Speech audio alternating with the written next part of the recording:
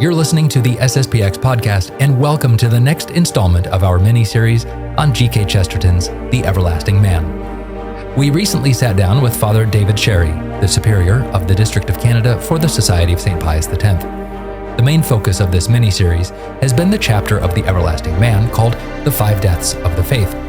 Today, we'll dive a little deeper into that meaning, and also look at what Father Sherry calls the sixth death of the faith. He proposes that would Chesterton be writing this book today, he would have included the modernist revolution in the mid-20th century as the sixth death of the faith. We'll discuss this and what it means and what we can do about it. We're happy to welcome Father David Sherry. Father Sherry, thank you for joining us. We've been speaking with you quite a bit recently, and it's great to have you back to speak about this small mini-series, I guess you could call it, about G.K. Chesterton. So, Father, how are things going? Very well, very well. Thank you very much for having me on again, Andrew, and I'm always happy to talk about G.K. Chesterton, as he's one of my favorite authors. Yeah, absolutely. You've referenced him a few times, so it's nice to be able to do a whole episode on him. We have been looking specifically at G.K. Chesterton and the Everlasting Man. Why does this have relevance for us today, Father? So, in 1925, Gilbert Keith Chesterton wrote a book called The Everlasting Man, and he said in the book that he was going to propound the thesis, and I quote, that those who say that Christ stands side by side with similar myths and his religion side by side with similar religions are only repeating a very stale formula contradicted by a very striking fact. He wrote it in response to H.G. Wells, who had written a sort of a short, or let's say concise history of the world, the outline of history. And Chesterton, as always, was very complimentary to Wells about the way in which he wrote it, but he was not so complimentary about the thesis behind it, which is effectively that there's an evolution and the Darwinism is leading the world, and things are getting better and better and better and better, and things are inevitably going to work out for the best. And Chesterton said, well, if you actually look at history, that's not the thing that should be taken from it. And if you look at reality, you'll see, first of all, that man is not just another animal. And that's the first part of the Everlasting Man, which is that man, compared to the animals, is not just another animal at all. Is in fact specifically different in that he alone has an immortal soul. And then the second part of the book is to compare Christ and his religion to all the other religions, and they're not the same. The other religions are all in fact false, and Christ and his religion is the true one. And in the end of that book, his final chapter is about the five deaths of the faith. And I think that's what we're going to speak about more particularly today. All right. So the five deaths of the faith, it sounds fairly ominous. Is he talking metaphorically or literally? Well, he's effectively talking about the fact that Christianity has seemingly died many times. And it's not a literal death, because clearly Christ has promised to the church that it would never fail, but that it would always be able to stand up to the gates of hell. But the reality is that the church is the mystical body of Christ. And just as Christ has two natures, so he is true God, he's got a divine nature, and he's true man, he has a human nature, these two natures being united in the one person of the Son of God, the second person of the Blessed Trinity. So also the church which he founded has, as it were, two natures. It is divine by its institution, its constitution, the life within it, and it is also human. It is composed, in the church militant at least, of those who are sinners and who can sin and who do sin and who do all sorts of terrible things, and both because of that and because of attacks from the devil, from outside of the church has seemingly died. And so these 5 deaths which he mentions are during the Arian crisis, when most of the bishops, almost all of them in fact, went along with the Arian heresy, which said that Christ is not truly God. The Albigensian heresy, which was the return of the Manichees. And now the Manichees are those who say that there are in fact 2 gods, effectively. There's a good God, he's the creator of spiritual things, and then there's a bad God. He's the creator of material things. And so good and evil are sort of starkly contrasted like that. And we must become more spiritual and reject material things. And the church seemed to be overtaken by this heresy. But in fact, as after the Arian heresy, it rose again. Then he mentions the humanist skeptic attack on the church, Voltaire, etc., the seeming death after Darwin. And in each of these cases, he says, the church seemed to go to the dogs, but in every case, it was the dog who died. And this is the reality, that the church rises from the dead on each occasion. Why? Because like its master, it knows the way out of the grave. And this really is the difference then between the Catholic Church, that is the church which has been founded by Jesus Christ, which is the mystical body of Christ, and all other religions.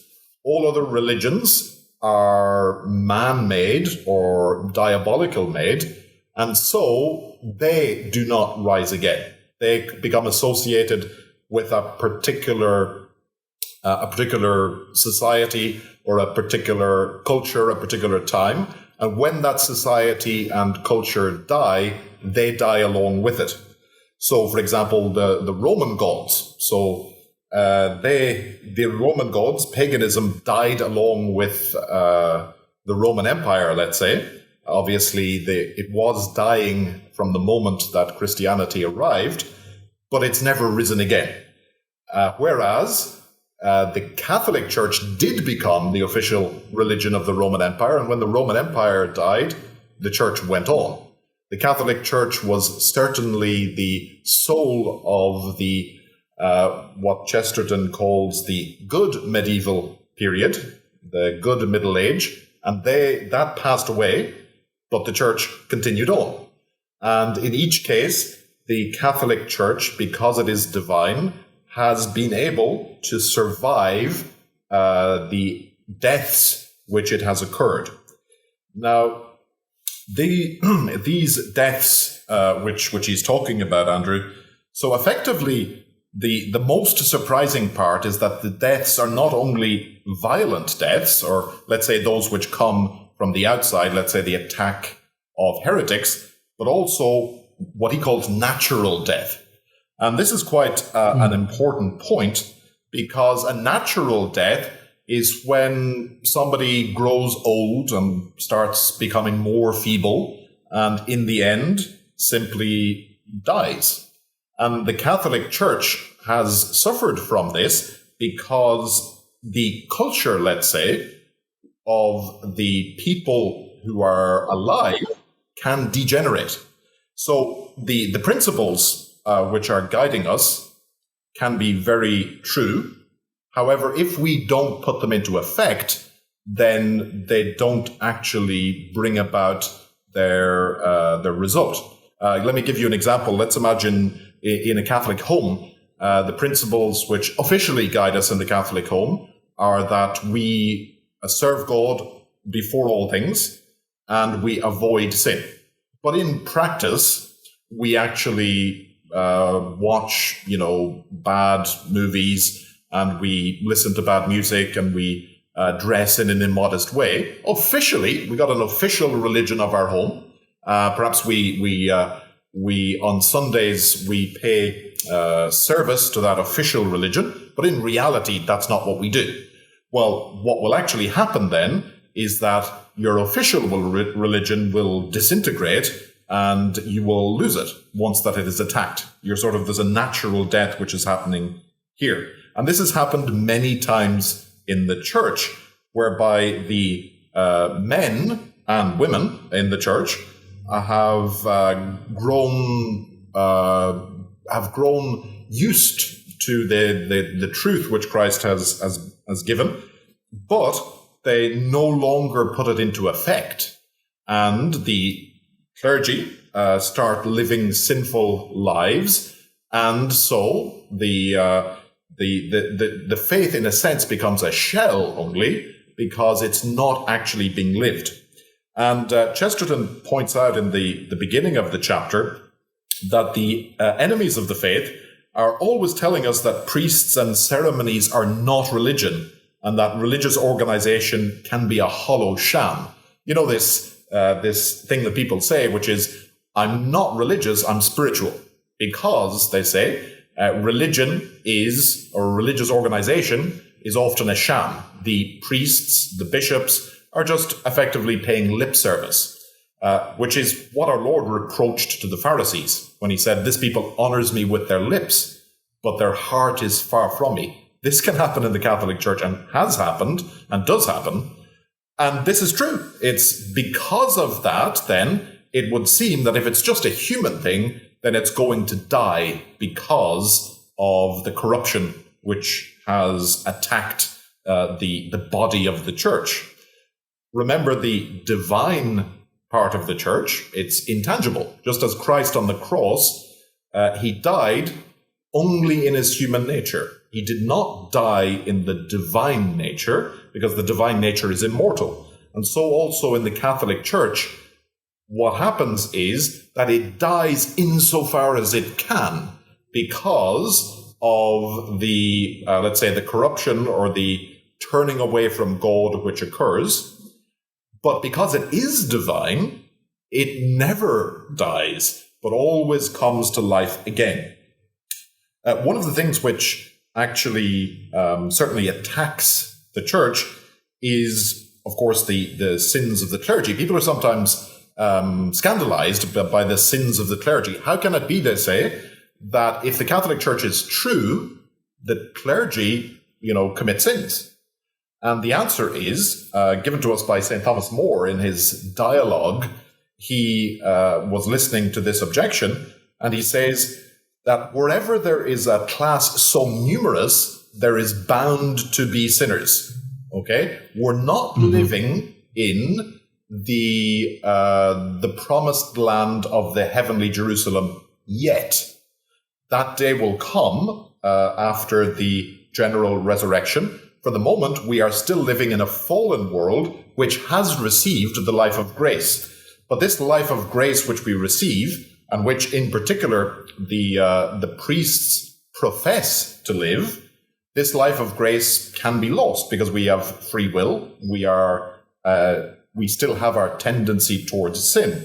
And so he says that it is to be expected that there will be sinners among the clergy, many lewd, he says, and many sinners. But their real sin is greater, so the sin of the clergy is greater, he says, because they're bound to be better. But else the things that they mind be the selfsame sins that we sin in ourselves. In other words, people often point and say, oh my goodness, look at the hypocrisy of the clergy. And they could well be right. Sure. But then they say, well, it can't be true. But actually, it's the sins that everyone commits, let's say. What has happened is that the truth of Christ, the life of grace, has no longer been put into practice. Back in the 17th century, St. Oliver Plunkett, who was sent as a missionary to Ireland, he was an Irishman, but it was time of persecution, and he had this saying. He said, in the time of St. Patrick, the chalices were made of wood and the priests were made of gold. Now the priests are made of wood and the chalices are made of gold. In other words, it's always been the problem. If we sort of let ourselves go, you know this in your own spiritual life, if you let yourself go, well, you start falling back, you start falling into sin. And it's the same for the church. One of the particular difficulties, or one of the particular things, of course, is Pharisaism, the Pharisees. And this is something that's often been pointed at the church. It's, oh, well, you're saying that we should do these things, but you don't do them yourself. And this is true. It's very true that we can do that. Now, it's one thing to say, well, you're saying that we should do these things.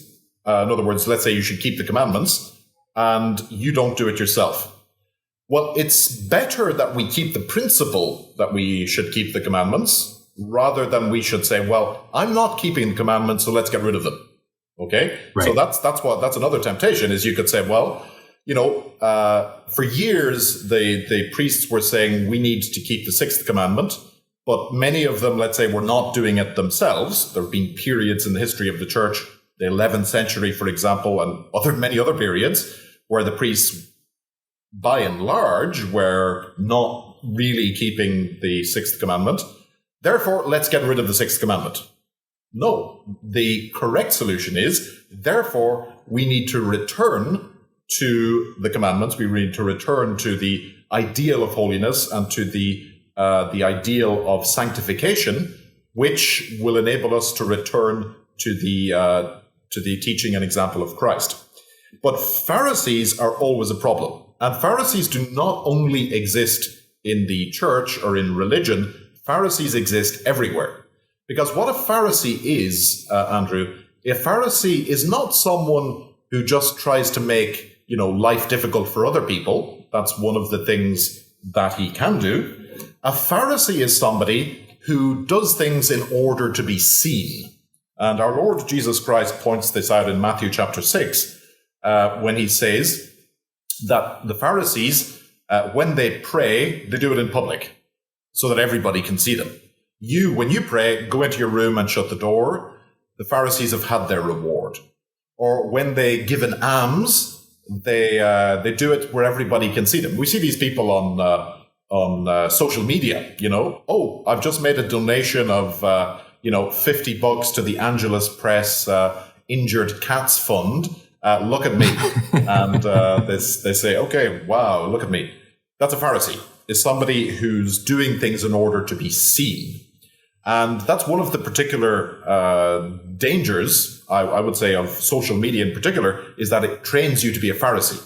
Now, I'm not saying that social media can't be used, let's say, by a business or at a professional level for useful things. But in general, it trains you to be a Pharisee because it's not just you saying something, it's you being seen to say something.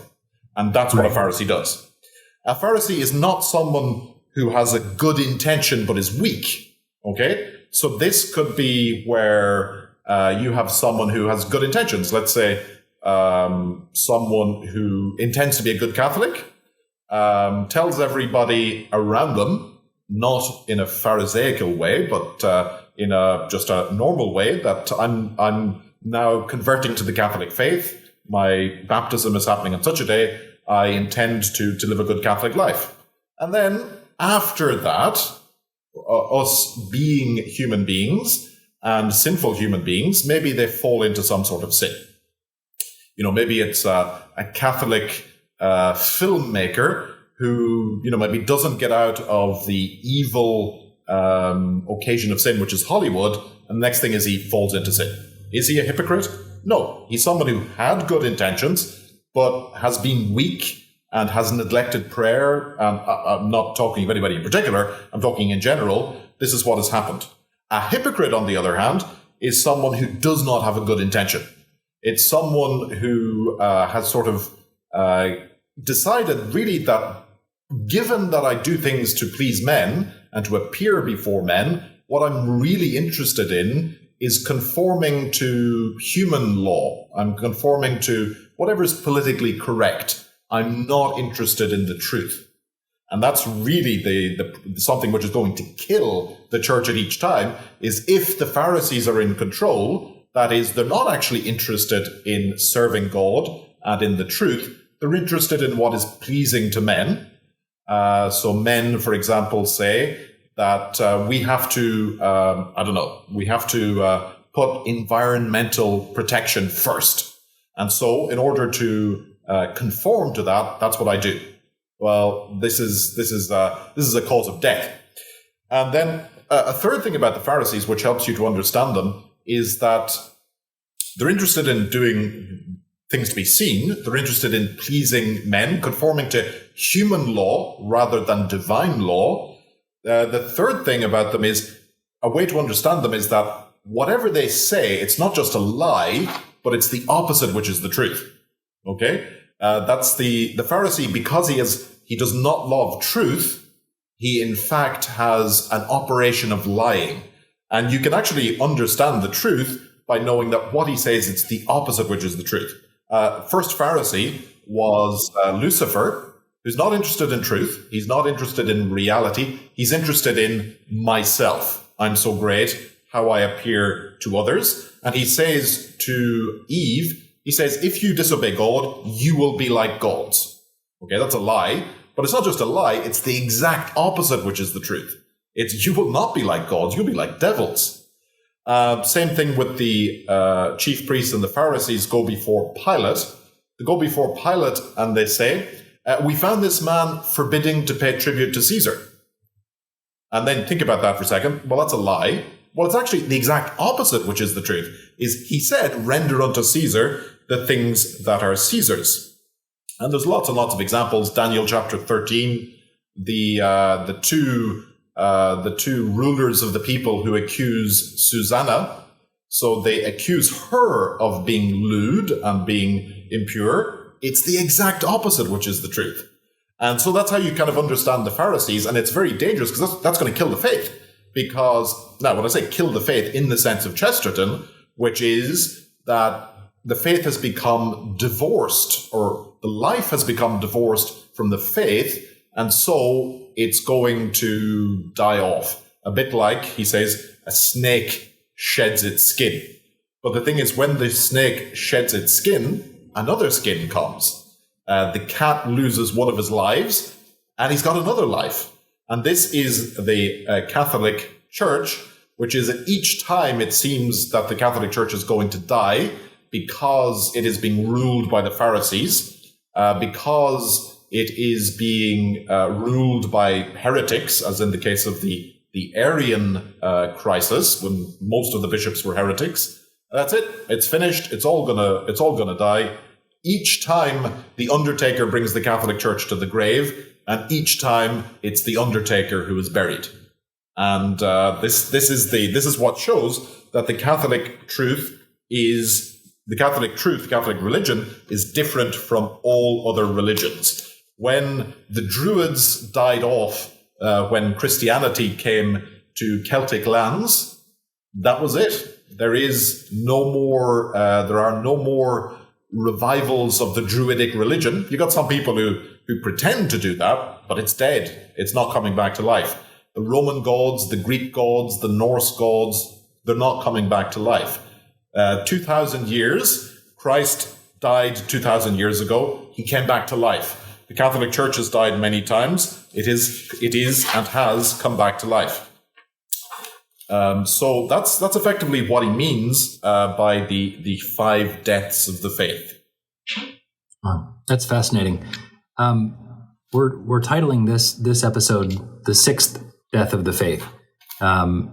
So we've seen what Chesterton has been talking about. Obviously, Chesterton was writing far before our time, our current time, and the period in which we're living in with the crisis in the church, as we call it. I'm sure maybe a few hundred years from now they may call it something else, but that's what we call it today. You're going to kind of take what Chesterton is saying and then apply it to our position today. Is that correct? Right. So we can look at what's happening today in the Catholic Church, and we can see since the Second Vatican Council, but also before the Second Vatican Council, that there seems to be all of the elements necessary to bring about the death of the Catholic Church. On a purely material level, you can say that the number of priests has gone through the floor. There were, back in the old days, thousands and thousands of priests, and now it's dwindling to, hundreds, and the average age is very high. For example, in France, I was reading recently, approximately 800 priests die every year, and approximately 80 are ordained. So that's a replacement of 1 in 10. 10 die off, 1 replaces. The faith, the practice of the faith, seems to have disappeared.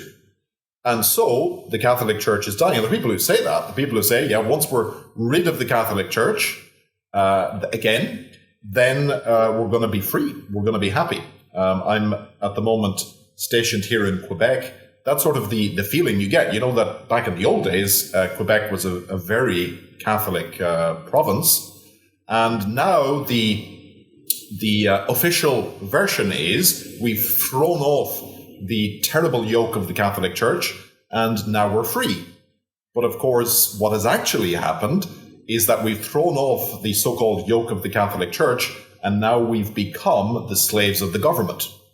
For example, the Archbishop of Quebec asked the government for permission for him, the Archbishop of Quebec, to set up a high school, a Catholic high school in his diocese, and he was forbidden permission.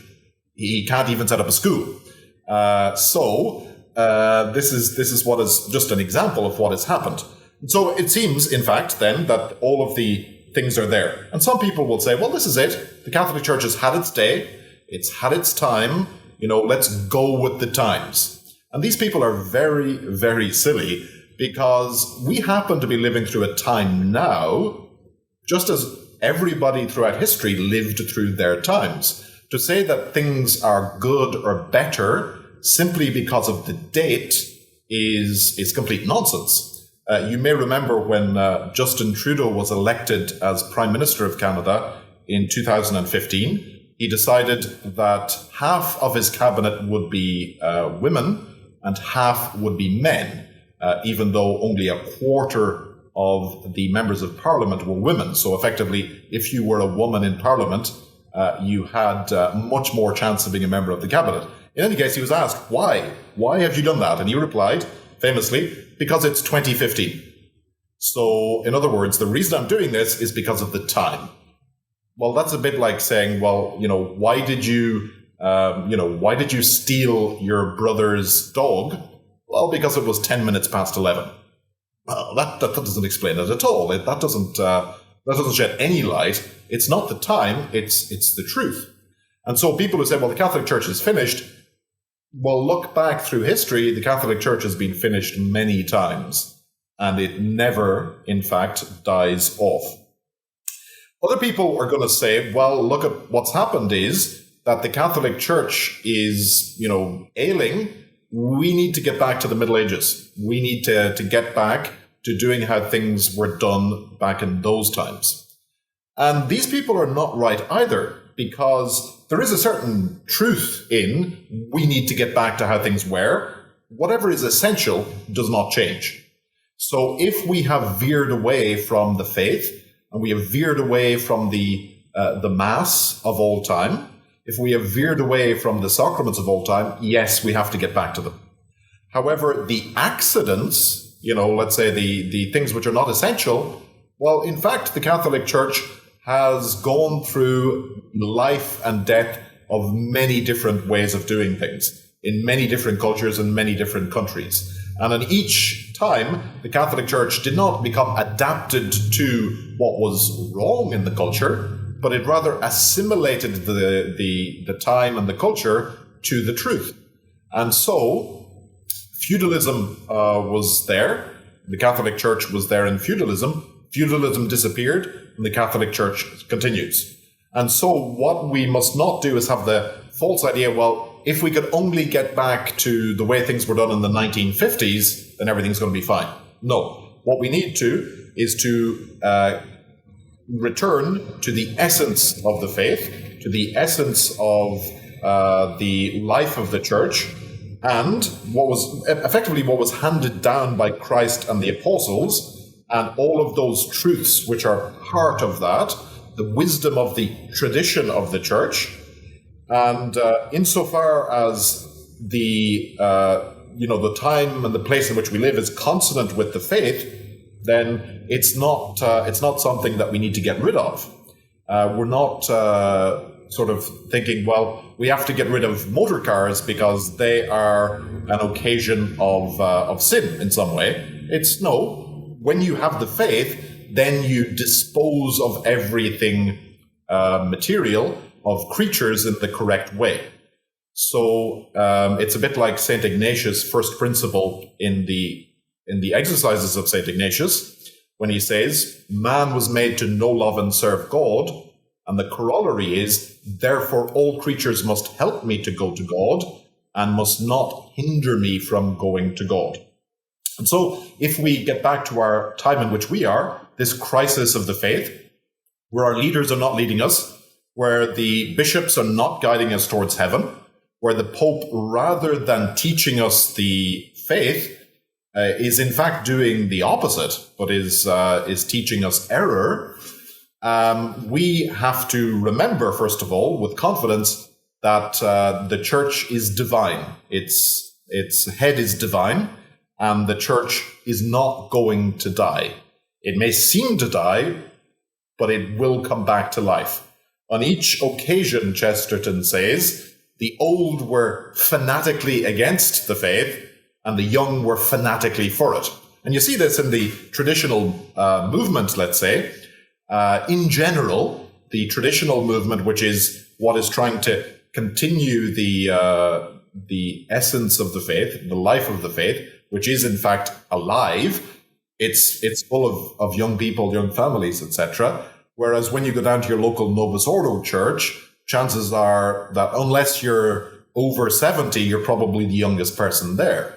And that's the reality. And that's why it's sad, but it's also funny in a way that you see the Vatican has been attacking the traditional Mass, etc. And you think to yourself, well, that's actually, apart from anything else, that's actually where the growth is.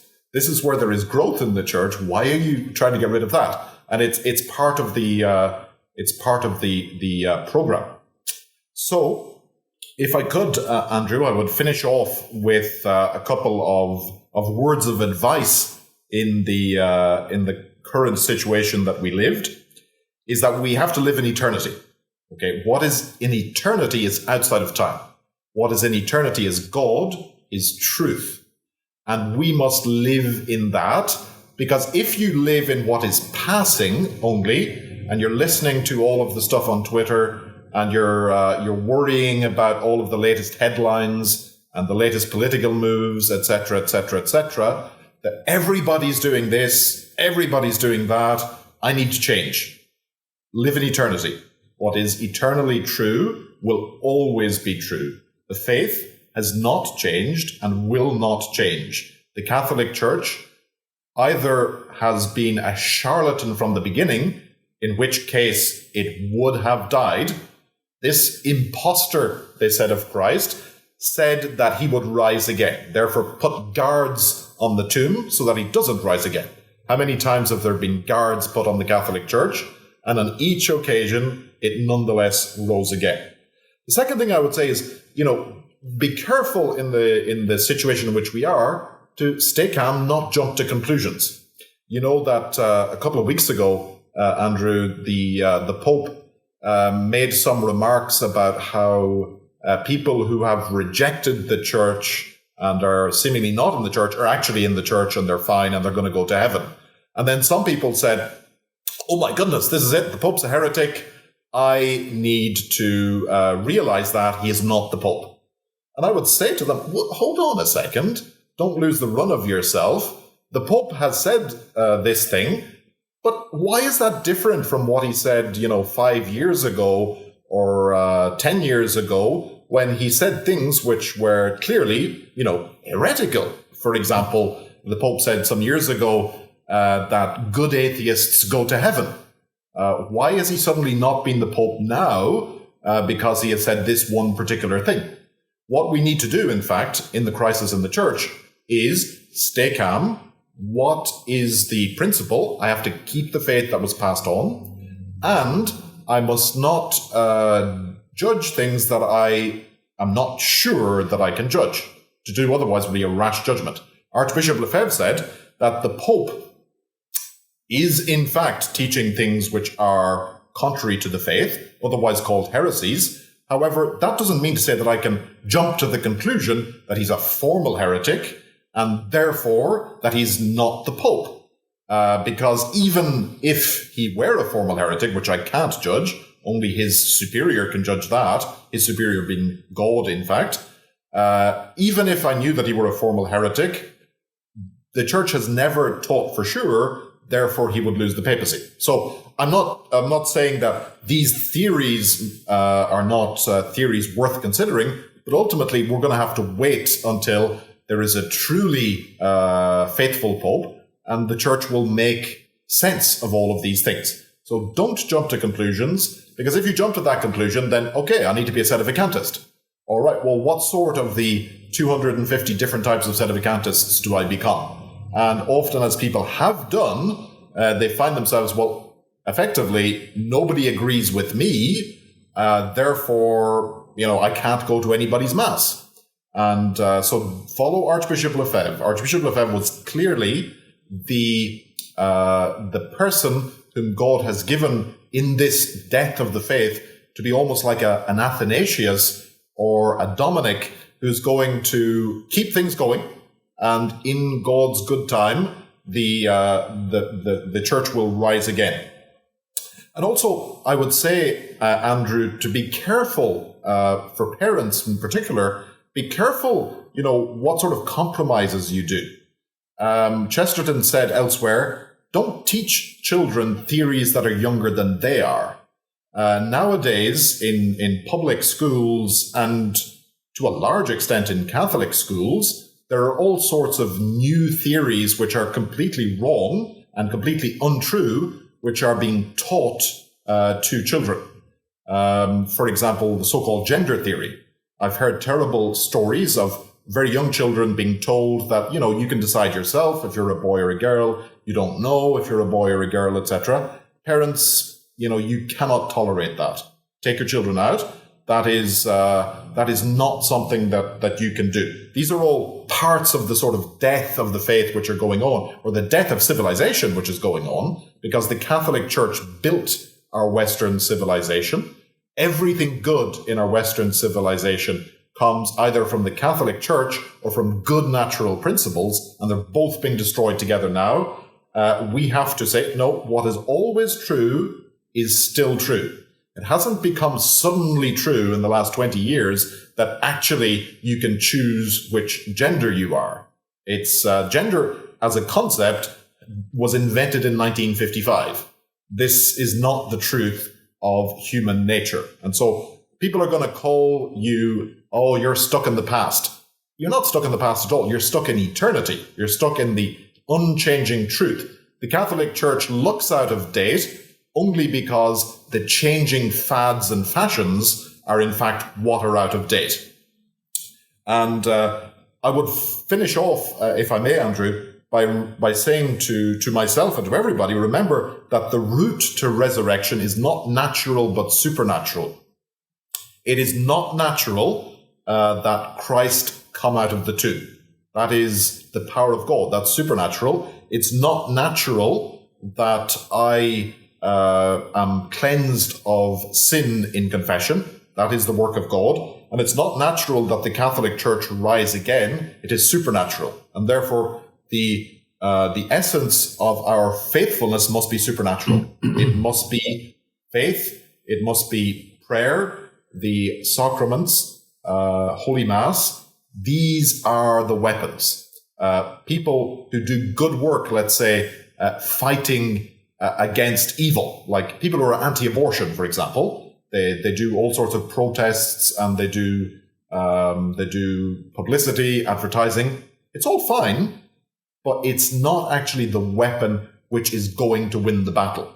The weapon that is going to win the battle is supernatural. It's prayer and it's penance.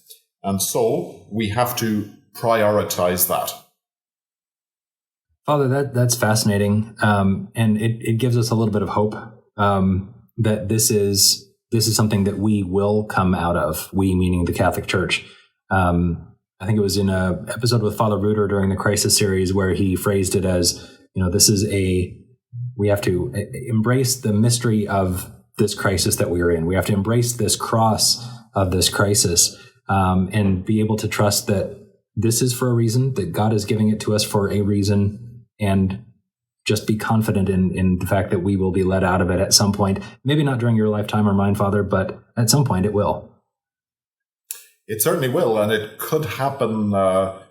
It could happen at any time, because God is in charge, and that's why we have to be confident and be ready to suffer whatever needs to be suffered for Christ and for the faith, and prepare for that by our own faithfulness in small things.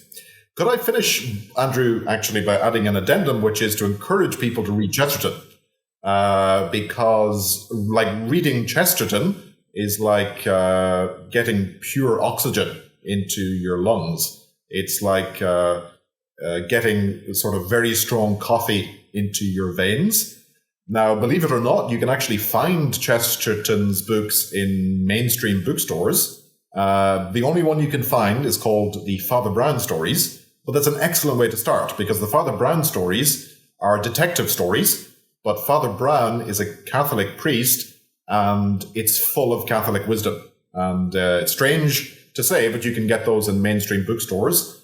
And lots of the other books, perhaps a Lenten resolution for us would be to read a little bit of Chesterton every day. It's not in itself spiritual reading, but it's certainly good for the mind and good for the soul. Very good. That's great advice. Father, thank you so much for joining us with this today. It's been great to speak with you again. Thank you very much, Andrew. God bless. All right, you too.